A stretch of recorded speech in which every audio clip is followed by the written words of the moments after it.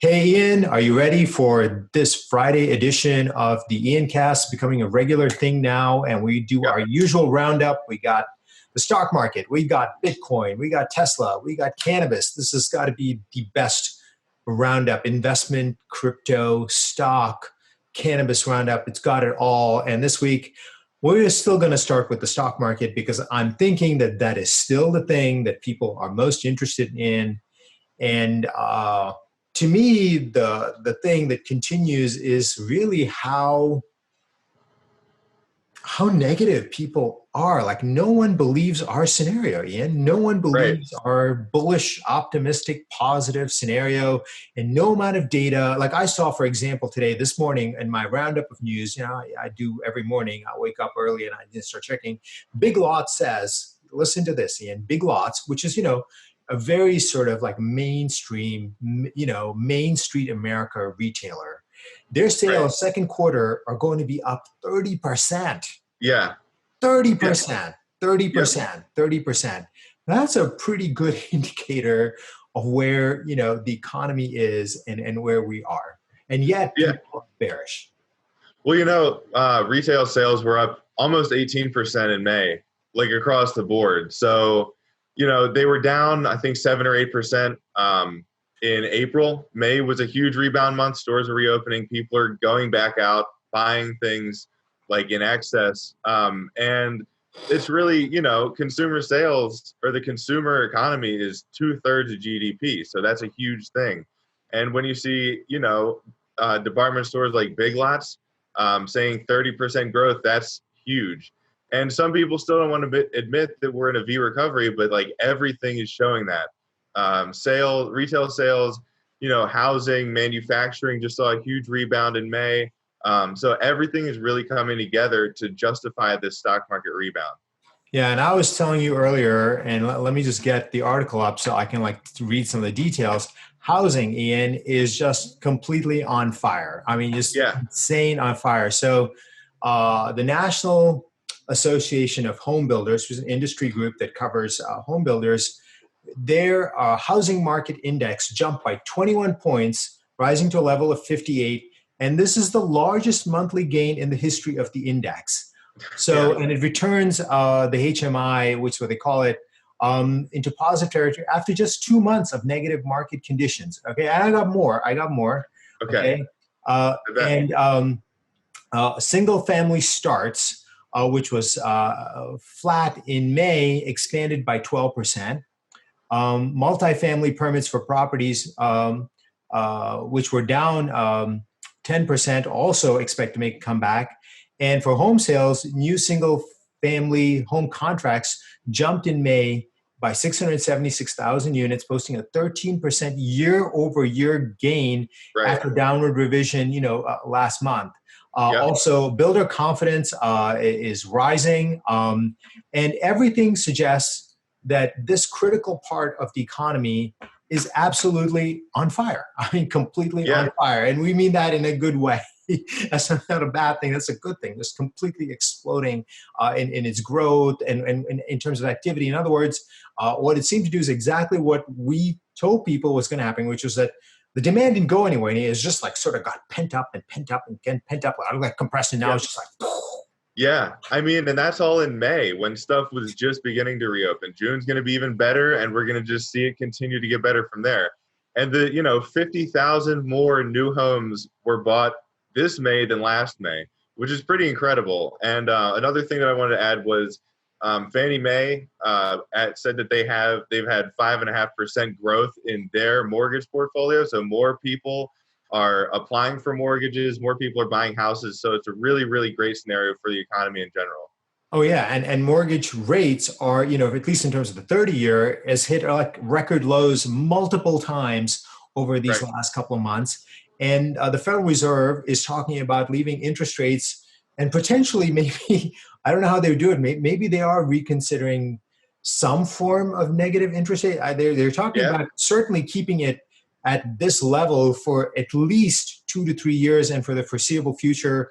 I saw a note from Moody's talking about how the basic sort of demographic structure of the U.S. economy today, where we do have the baby boomers sort of that are in sort of like the retirement mode, and then we have the millennial generation and Gen Z right after it, just coming in terms of growth, will sort of allow them to keep interest rates at this very low level, which is very stimulative to particularly housing, particularly any kind of cyclical industry like industrials. And if you're buying houses, we're going to put stuff in it. Right. So that's Big Lots and stuff like that. People go there to buy the stuff that they furnish their houses with. Right. I mean, and so, and then if we're also reindustrializing the country, that's America 2.0, where, for the last 20 years plus, we've been shipping everything to China, shipping a lot of stuff to Asia, bring it back here. Well, that means rising GDP growth. And then, the other part of America 2.0 and this transition from America 1.0 is the use of all these technologies, Internet of Things, blockchain, artificial intelligence, which are so early in their implementation and adoption that, like, you put this together in terms of America 2.0, you're going to see productivity gains, you're going to see GDP gains of a magnitude that I believe the stock market, in various companies, I don't believe it sees it in America 1.0 companies. They'll benefit too, but they're not making the kinds of investments to really benefit. It's America 2.0 companies. Right. But you're going to see some astonishing growth, which is why there's this constant disconnect between, we talked about this, previous generation investors, next generation investors, younger investors, sort of, older investors, America 1.0 versus America 2.0. And it continues. There's that, like, certainly you read, sites like MarketWatch or Yahoo Finance, you definitely get the old version, America 1.0. Yeah, well, I mean, one of the best things you can always do with investing is buy companies that are disrupting and not ones that are being disrupted. And that's the difference between America 2.0 and America 1.0. And a lot of these companies that are disrupting that people should be buying are finally going public. There's a ton of, cloud software companies going public, which is basically automation for the workplace. It's not like, hardware automation, it's software automation, making everything easier for people when they do, work tasks or just everyday thing, like, home buying, stuff like that, that involves a lot of paperwork. It makes that process faster. So not all automation is constrained to factories. So in a way, cloud software could be seen as automation. You also have Fintech, which is disrupting banks. You have biotech, which is disrupting old world healthcare. All of these companies are finally starting to go public, and that is really what's going to be driving the most growth in the market, which you don't always see in the S&P 500 or the Dow or the NASDAQ, because that is kind of, it's a way of gauging all the stocks in the market or a lot of stocks, and not necessarily just the ones that are being bid up that are really disrupting the economy.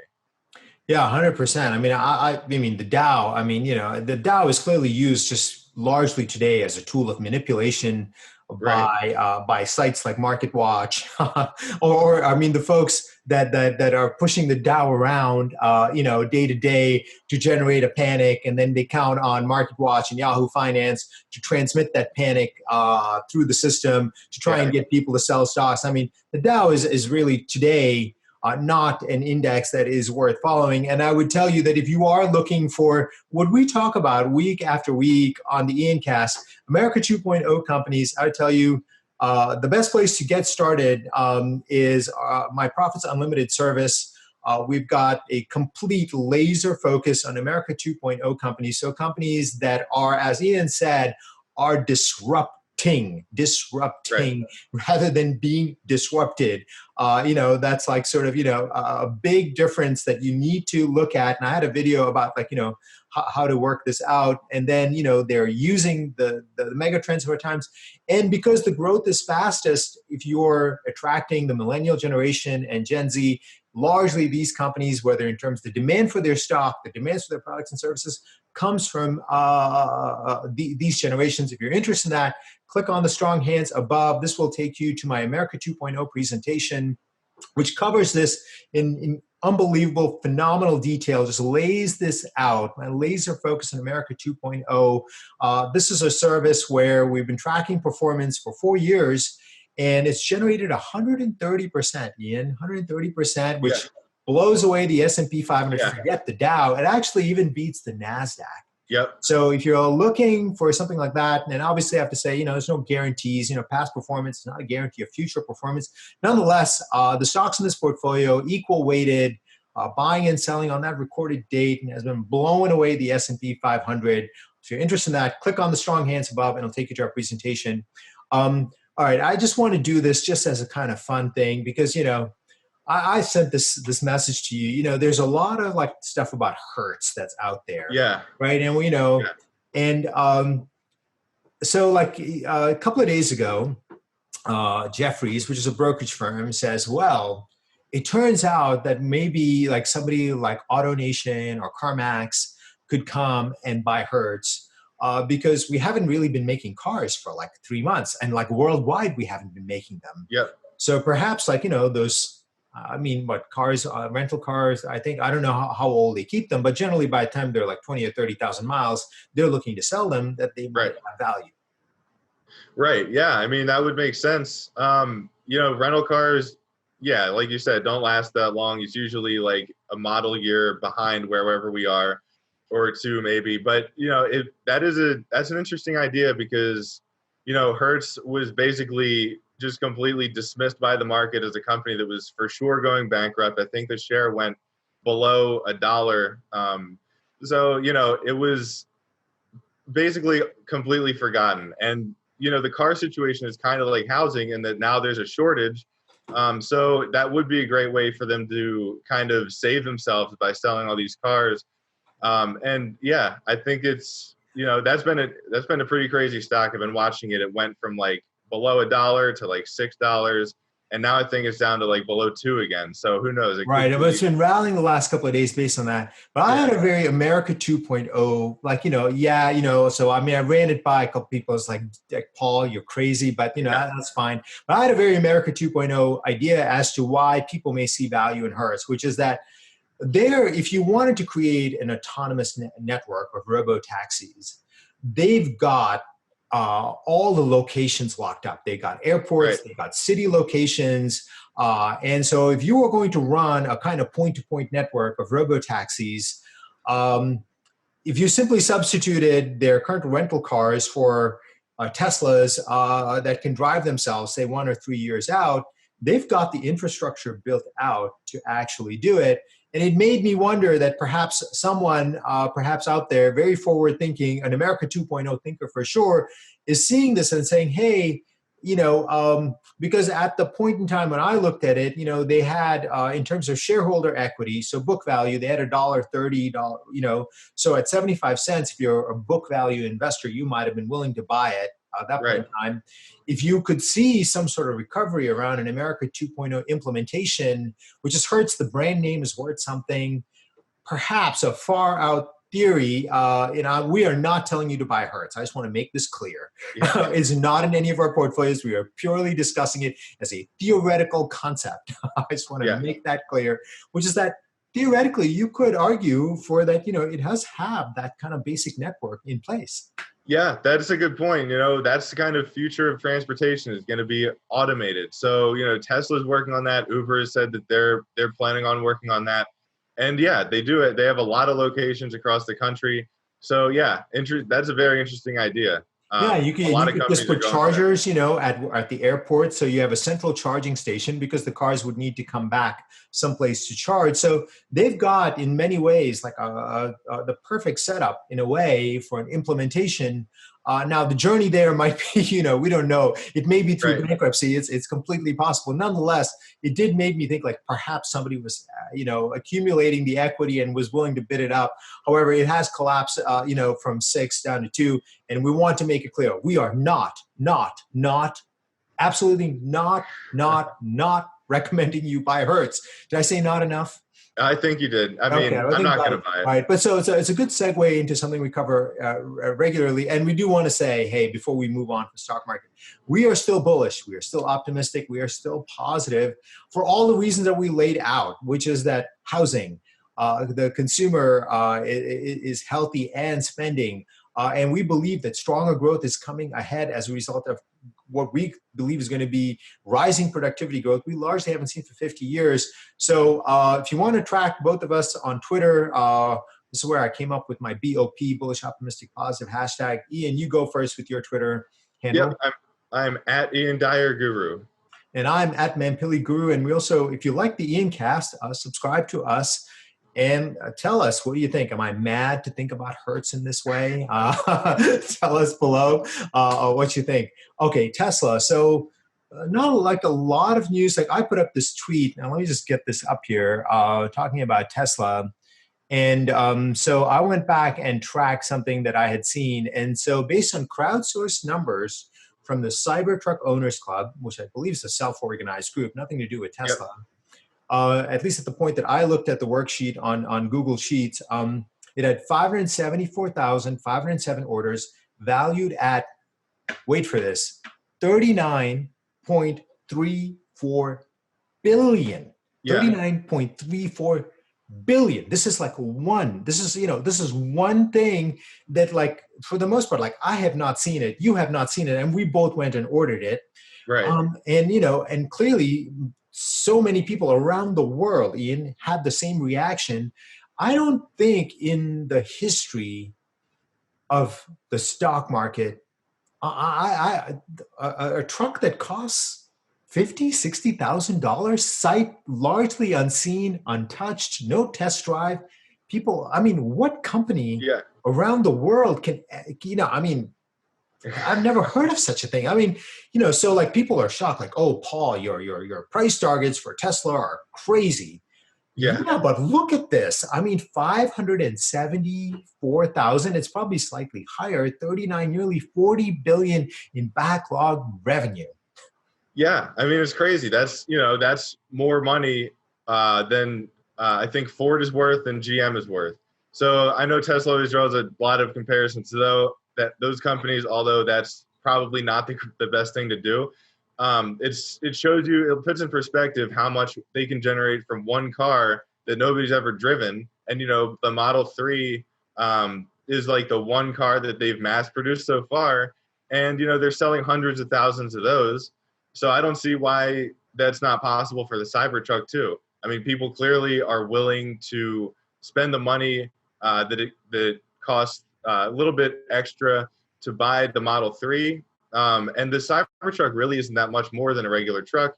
And of course, with a Tesla, you don't have all the maintenance. You don't have to buy gas all the time. You don't have like any of the parts of a normal internal combustion engine car that can break. That costs like thousands of dollars in repairs. So there's a lot of benefits when you buy an electric car that you don't really think of up front, but it can really save you a lot of money in the long run with that.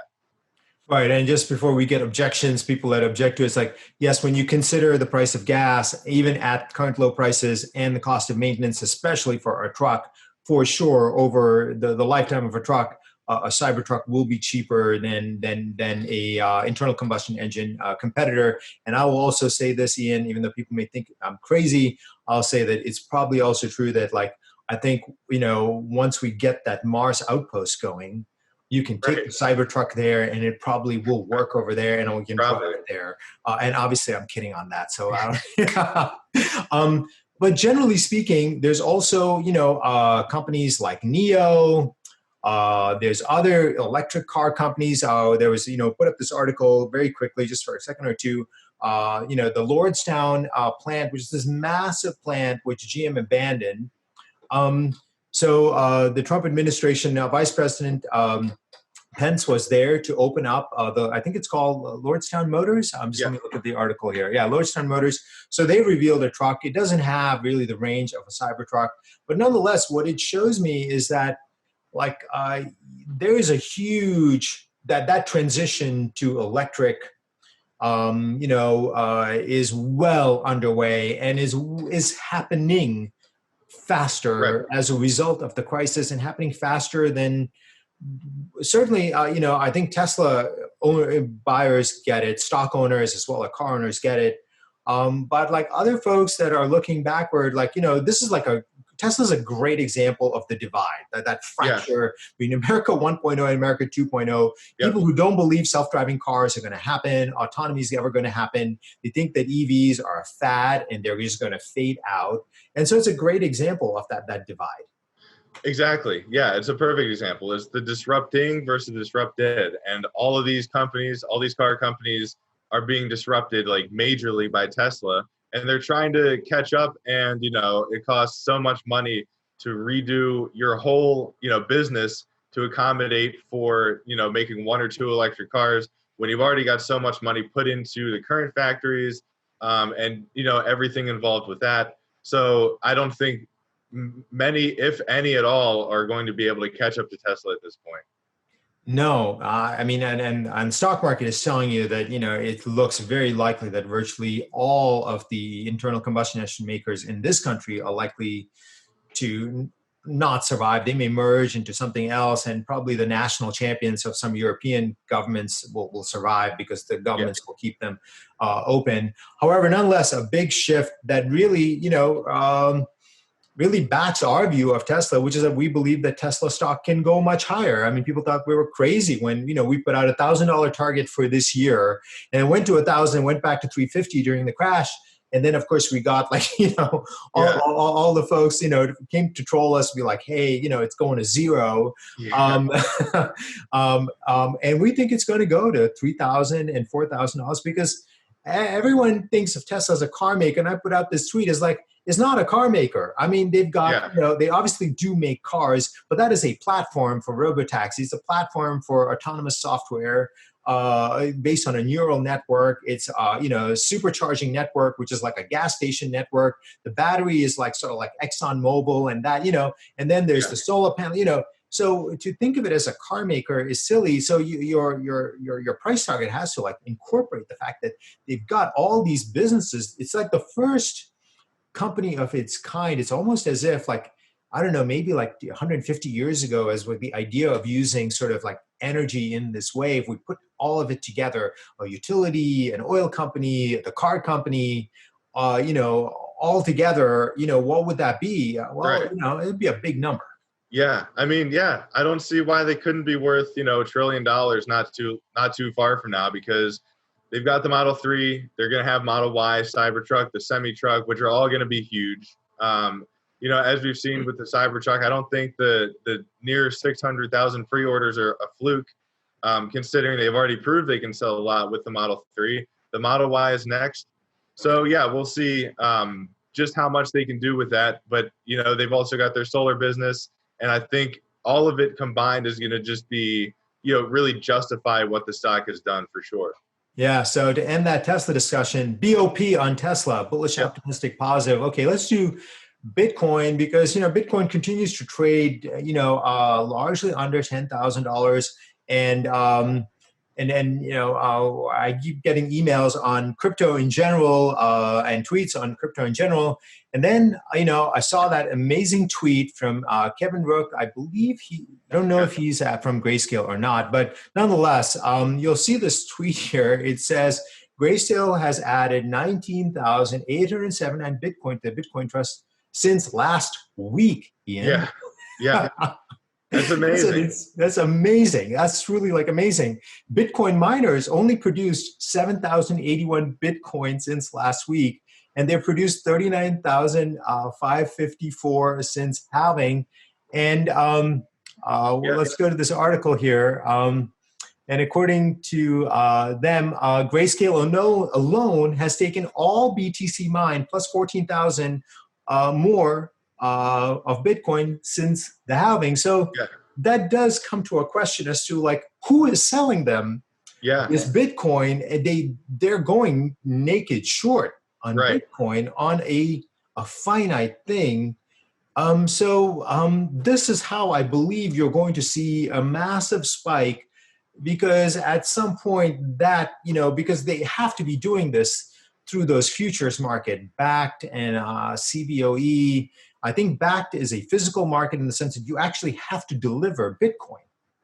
Yeah, exactly. So the huge, short position, that kind of thing is just a typical thing that you'll see in any time where there's a big divide, like we were just talking about, like Tesla, America 2.0 versus America 1.0, disrupting versus disrupted. It's happening with Bitcoin. It happened with Tesla, and Tesla went from 200 to 1,000.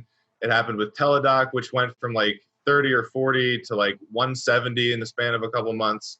And now it's happening with Bitcoin. So you can see where this is going. I wouldn't be surprised, still if it hit $50,000 this year. These short squeezes can be pretty crazy once they add up. And yeah, Grayscale is doing they can pretty much support the market on their own at this point. They're buying more Bitcoin than are already mined. That whatever number you said was it's like $200 million that they've spent on Bitcoin in the past week. So they are by far the biggest buyer. And, you've also got exchanges like Coinbase, Binance, Square Cash App that are also buying a bunch of Bitcoin. So how is there room for anyone else to get in at this point? Any amount of buying is going to push Bitcoin up over the long term. Well, somebody's going short as these whales, like as Ian said, which is Grayscale, Cash App, and Coinbase. I mean, in terms of large organizations with distributed buying, right. Rather than individuals buying, it's in there. I was looking at the same article, which, we'll post a link to, which says that Grayscale now has $4.1 billion under management, all in crypto, by the way, so no stocks, all in crypto, and has nearly doubled from 2.1 billion in May 2019. And as I mentioned in previous emails, we've got trackers in the Profits Unlimited portfolio for Bitcoin and Ethereum. And they're also buying a large quantity of Ethereum. So they own $396 million worth of Ethereum. And this article says that the Grayscale purchased $110 million worth of Ethereum in 2020 as of June 5th. So they are sucking up an extraordinary amount of the top two cryptos that are out there. I believe those are the top two in terms of their notional market capitalization. Yeah, and they're way ahead of everything else. I think Bitcoin's around 160 billion and Ethereum's 25, and then there's a steep drop from that. I don't think there's anything that's above 10 billion besides those two. So another thing that we've been seeing is big rallies in altcoins, and Ethereum is the DeFi capital of crypto. So they're the ones that are going to be disrupting banks, disrupting, real estate, and really buying anything. And these smaller altcoins, Bancor, Kyber Network, to name a couple, are blowing up. These are up hundreds, if not thousands of % this year. So we're definitely seeing money flow into these DeFi platforms, which the future of banks. What's disrupting banks? What's disrupting the whole monetary system, really? So it's we're starting to see the beginning signs of that. Yeah, I mean, again, we're not suggesting this. However, if you were thinking of a pairs trade, it'd be hey, you'd be selling Berkshire Hathaway and buying crypto because they're really an opposite sides.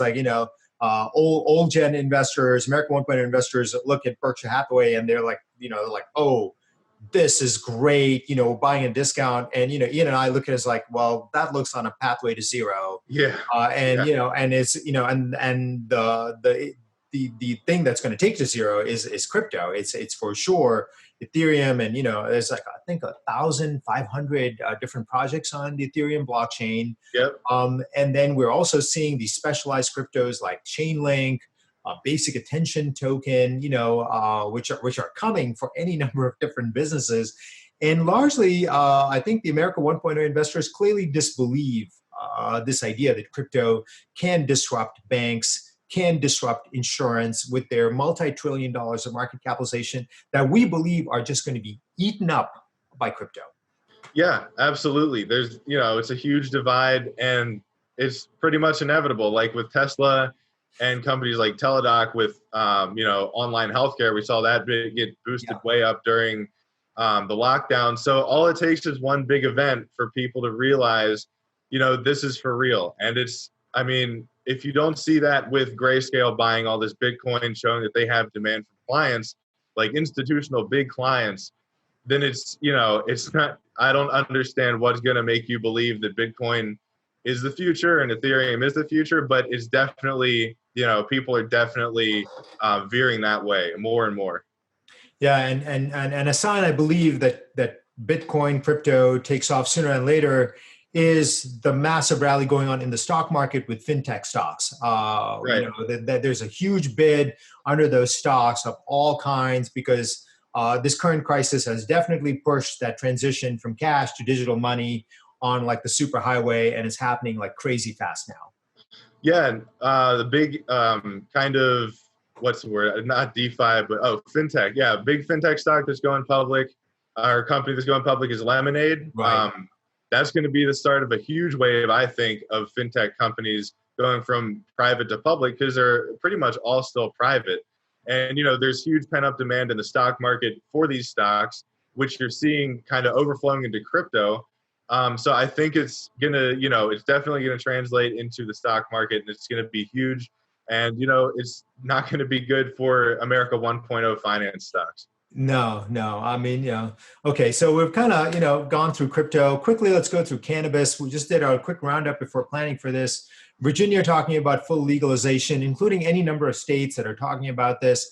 This is the perfect environment. I wonder, Ian, I mean, if like something like a federal legalization might get slipped into the next stimulus bill. Like now, wouldn't that be like a pretty like a shocking development that would just rocket stocks up?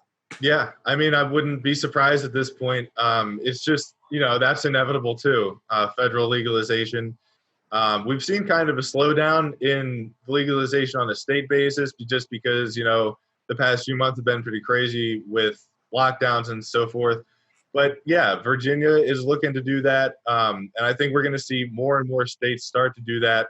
And one of the big federal projects working on veteran health just said that they would recommend putting more research money into cannabis and related products for, helping veterans with various, PTSD, things like that. So there's a big future medically for these products too. And another potential for legislation is it also potentially going into the police reform legislation, which the House has passed. And a lot of the people that are currently in prison are actually there for these very minor cannabis violations, which is ridiculous. I mean, the government's pretty much anywhere it's even partly legal have designated these as like, critical, essential businesses. Meanwhile, we have people that have been in jail for multiple years that are still in there. So perhaps, in terms of like, that might happen. And that may be a pretty likely scenario, because I can see that in the sense that like, that would be part of the legalization debate, which is that should people that are in jail for something that we are now designating as being critical, I mean, that just seems completely wrong. So many, macro possibilities, either on a state level or federal level. And then we have seen some things. We've seen news from Canopy. They had that deal with Acreage, which they scaled down in terms of the amount of money they're putting out because the valuations have shifted. We see that as a positive for Canopy. And then you mentioned Aurora Cannabis also doing like something as well. Yeah, so they're stopping business temporarily at some of their manufacturing facilities. They've laid off some people, but back, a few months ago, that was seen as horrible news, and it resulted in the stock going down a lot right after that was announced. Now it's kind of seen as, the company on a path to something better. So when this was announced a couple days ago, it didn't really have an effect on the stock, which shows me that the selling, like there's nobody left to sell these stocks. It's really, they're bottoming out. They're definitely in the process of that. I think the bottom is behind us 100%. And yeah, all it's going to take is one, big hint at federal legalization or something like that. Or, just the continued growth of these companies. They're still growing like 50+% per year. A lot of these companies all over the world. So I don't think it's going to be far off for us to see like a big rally. And I still think that MJ can double this year. It was at 16 or 17 at the beginning of the year. I think it's down to 11 or 12 now. But, I think that a lot can happen in 6 months. And I wouldn't be surprised if we do see it double from that 16 or 17 point. All right, Ian, because it's gone long, we're going to stop the Ian cast there. Make it clear we are still bullish, still optimistic, positive on all the things we discussed. The stock market, Tesla, Bitcoin and crypto in general, and cannabis.